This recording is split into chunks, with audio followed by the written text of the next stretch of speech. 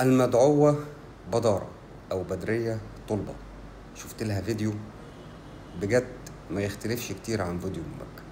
تعالوا نشوف الفيديو وارجع لكم تاني. هي دي اشكالك بيوقفوها في الشارع يقولوا لها نتصور معاكي يا فنانه. المشخصاتيه دي بتشرف بلدها في اي دوله تروحها. هي بس مساله غيره وحقد وغل وحسد من الفنانين عشان هم اسيادك. فلو في مشخصاتي يبقى ابوك، لو في مشخصاتيه تبقى امك.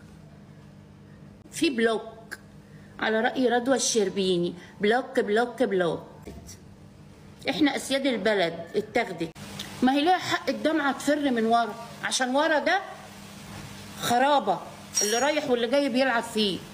اللفظ اللي انت قلته الدمعه بتنزل منين؟ عارف الدمعه بتنزل من عندك ليه؟ من هنا، عشان المكان ده بيتلعب فيه كتير. بعد ما شفنا فيديو المدعوة بدارة أو بدرية طلبة افتكرت مقولة لمارتن لوثر كينج لما قال: ليس من شيء في العالم كله أخطر من الجهل الصادق والغباء حي الضمير. بنفس الأسلوب ونفس الطريقة ونفس الصابع ونفس رفعة الحاجب ونفس لوية البق طلعت علينا المدعوة بدرية طلبة تهين الشعب المصري كله بألفاظ بذيئة زيها زي أم مكة.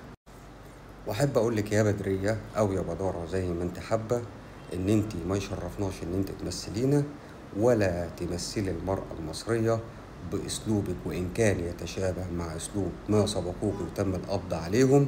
طبعا أنت عارفاهم وصورك وفيديوهاتك منتشرة على السوشيال ميديا، وبجد إهانة لكل مرأة مصرية.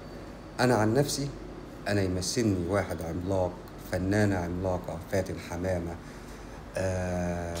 أم كلثوم، عبد الحليم، لكن بدارة ما أعتقدش. وأيام ما كان بدرية طلبة أو مدعوة بدارة هي كانت بتنتقد مين أو بتتكلم مع مين أو بتتكلم لصالح البلد حتى، ما ينفعش وكما ادعت إن هي فنانة وبتمثل مصر والمصريين تقول الألفاظ دي من ورا والدمعة وبالصباع وبالحاجب.